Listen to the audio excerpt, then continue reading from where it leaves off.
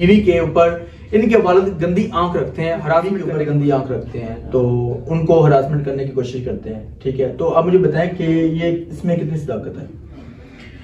इसमें बिल्कुल सदाकत है सर। ये 10 साल से मुझे कह रही थी, लेकिन मैं कोई ऐसा इसकी बात नहीं मानता था। मैं कहता था घर का मैटर है, इसमें चुप रहो। ये शदुद किया, मेरे बाप ने इसको जिनसी जाति का बनाया, एक निशाना बनाने की कोशिश की। और सारे घर वालों ने, जब उसने मजम्मत की तो सारे घर वालों ने उसे मारा, ना कि मारा बल्कि उस पे डंडे चलाए। उस पे बच्चों की स्कूटी जो होती है, उसकी एक बेगम थी जो उसको छोड़ के चली गई वहां से, और इस घर से चली गई। तो आपके भाई को नशे पे लगाने वाला बंदा कौन है? मेरे भाई को नशे पे लगाने वाला बंदा इस घर की टेंशन्स हैं, इस घर की प्रॉब्लम्स हैं, जो कि मेरे भाई नशे में लग गया।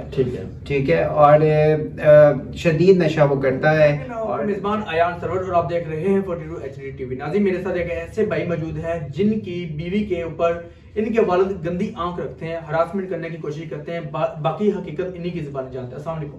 वालेकुम सलाम। अच्छा भाईजान, मुझे ये बताएं कि आपके वालिद साहब आपकी बीवी के ऊपर गंदी आंख रखते हैं, तो उनको हरासमेंट करने की कोशिश करते हैं। ठीक है, तो आप मुझे बताएं कि ये इसमें कितनी सदाकत है?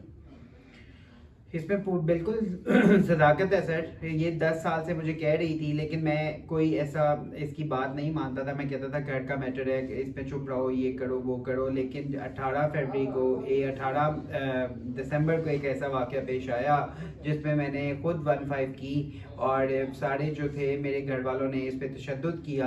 मेरे बाप ने इसको जिनसी जाति का बनाया, एक निशाना बनाने की कोशिश की। और सारे घर वालों ने, जब उसने मजम्मत की तो सारे घर वालों ने उसे मारा, ना कि मारा बल्कि उस पे डंडे चलाए। उस पे बच्चों की स्कूटी जो होती है उससे मारा, और साइकिल से मारा।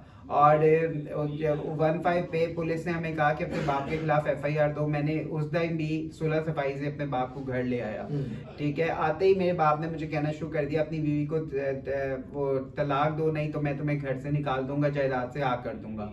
मैं जब इस बात पे नहीं माना तो उन्होंने मुझसे लड़ना शुरू कर दिया।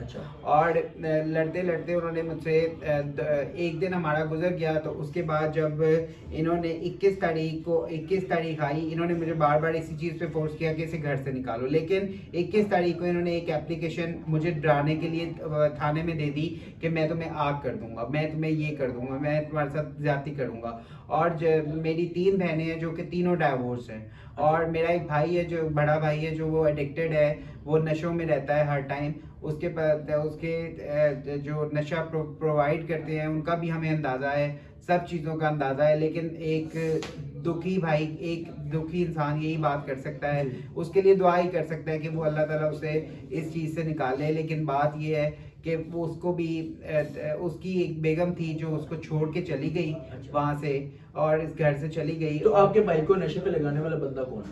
मेरे भाई को नशे पे लगाने वाला बंदा इस घर की टेंशन्स हैं, इस घर की प्रॉब्लम्स हैं, जो कि मेरे भाई नशे में लग गया।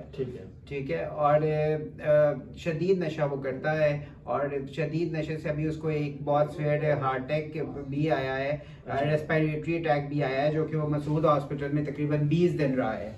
और इस तरह के वाकयात ये होते हैं। मुझे एक बात बताएं कि आपके जो वालिद साहब हैं वो आपको क्यों फोर्स करते हैं कि आप अपनी बीवी को छोड़ें और उनको डिवोर्स दे दें?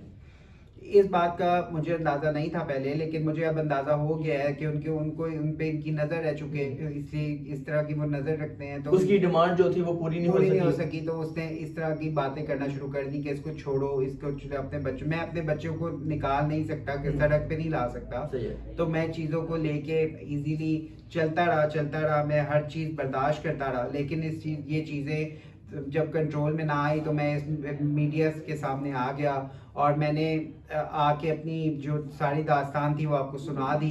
क्योंकि मुझे हर चीज़, मेरी बीवी पे एक इल्ज़ामात लग रहे थे कि इसने इल्ज़ाम लगाए हैं, उसको जो कंफर्म करना था वो मैं नहीं कर सकता था, वो मैं अपने बाप के खिलाफ जाके ही कर सकता था। अच्छा, मुझे ये बताएं कि एक तरफ आपका वालिद साहब है और एक तरफ बीवी बच्चे हैं, तो फैसला करना थोड़ा सा मुश्किल नहीं हो गया आपके लिए? मेरे लिए सर मुश्किल कैसे, अगर मेरे वालिद साहब के लिए ये फैसले करना मुश्किल नहीं है कि और जो है अपने बच्चे को हर टाइम पेन में रखना है और अपनी बहू को हर टाइम इस तरह की ज्यादतियां करनी है, तो फिर मेरे लिए क्या फैसला मुश्किल होगा?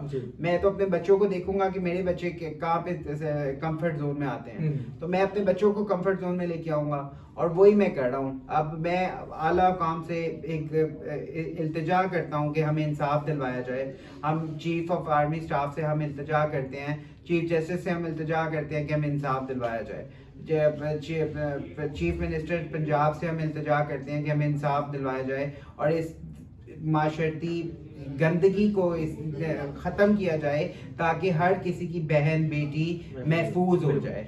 जी नाज़रीन, देखें कि एक तरफ बाप है, बीवी बच्चे हैं, फैसला करना कैसे आसान है कैसे मुश्किल है ये आप बेहतर जानते हैं। अगर बाप की जगह पे रहे तो बेहतर हो सकता है, फिर बेटा भी इंसाफ वैसा ही करेगा। जब उसकी बीवी के साथ ऐसी हरकतें करेगा तो बेटा तो एक्शन लेगा। तो मेरी आईजी साहब से ये दरख्वास्त है और सीसीटीवी लाहौर मुझे आपसे भी दरख्वास्त है कि इनको इंसाफ दिया जाए और इनके वालिद साहब को जो है ना थोड़ा सा होना चाहिए ऐसा कानून के जी उसने जो गलत किया है उसको उसकी सजा मिलनी चाहिए।